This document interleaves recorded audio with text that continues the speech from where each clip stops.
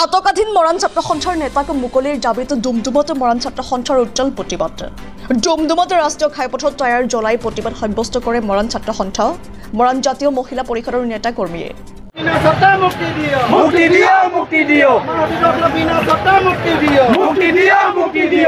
সকলো ৰাষ্ট্ৰীয় ঘাইপথ অৱৰোধ কৰি প্ৰতিবাদ সাব্যস্ত কৰাৰ হুংকাৰ মৰাণ ছাত্ৰ সন্থাৰ নেতৃত্বৰ। উল্লেখযোগ্য যে আজি পুৱা তিনিচুকীয়া চহৰৰ মাজমজিয়াত জনজাতিকৰণৰ দাবীত আন্দোলন কৰোঁতে মৰাণ ছাত্ৰ সন্থা, মৰাণ সভা আৰু মৰাণ জাতীয় মহিলা পৰিষদৰ একাংশ নেতাক আটক কৰি ৰাখিছে তিনিচুকীয়া আৰক্ষীয়ে। আজি সদৌ ছাত্ৰ সন্থা সদৌ মহিলা পৰিষদৰ নেতৃত্বত অসমৰ খিলঞ্জীয়া ভূমিপুত্ৰ মৰাণ জনগোষ্ঠীৰ প্ৰাপ্য অধিকাৰৰ কাৰণে জনজাতিকৰণ মৰাণ জনগোষ্ঠীৰ জনজাতিকৰণ আৰু ষষ্ঠ অনুসূচিত স্বায়ত্ব শাসন প্ৰদানৰ দাবীত আজি গণতান্ত্ৰিকভাৱে তিনিচুকীয়া STCত আমাৰ সতীৰ্থসকলে গণতান্ত্ৰিক আন্দোলন কৰিছিলে।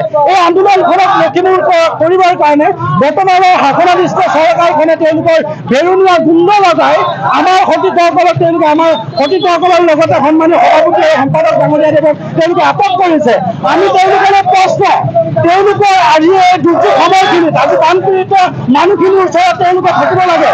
আজি এই যে বানপীড়িত আজি বানৰ জ্বলন্ত সমস্যাটোক ৰাষ্ট্ৰীয় সমস্যা হিচাপে স্বীকৃতি দিব নোৱাৰা এনেকুৱা ধৰণৰ বিকল্প এখন চৰকাৰে তেওঁলোকৰ আমাৰ খিলঞ্জীয়া ভূমিপুত্ৰসকলক বসতিব বিচাৰে, আমাৰ ওপৰত তেওঁলোকে বৈধতা দেখাবলৈ বিচাৰে। তেওঁলোকৰ যদি বৈধতা হক আছে তেওঁলোকৰ তেনেহ'লে তেওঁলোকৰ দম দেখাওক নৰেন্দ্ৰ মোদীৰ আগত, তেওঁলোকে দম দেখুৱাওক দিল্লীতকৈ। তেওঁলোকৰ এনেকুৱা ধৰণৰ আচৰণ দি আমাৰ খিলঞ্জীয়া ভূমিপুত্ৰসকলক প্ৰদান কৰিছে, তাৰ কাৰণে আমি তেওঁলোকক আহ্বান জনাইছোঁ।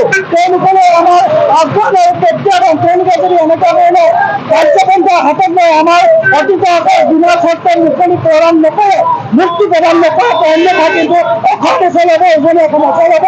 আমি তিনিচুকীয়া জিলাৰ লগতে সমগ্ৰ উজনি অসম আমি অচল কৰিম আৰু 30 মিনিট আমি তেওঁলোকক সময়সীমা বান্ধি দিছোঁ। অন্যথা কিন্তু আমি আছোঁ অসম অচল কৰিবৰ কাৰণে বাধ্য হ'ম।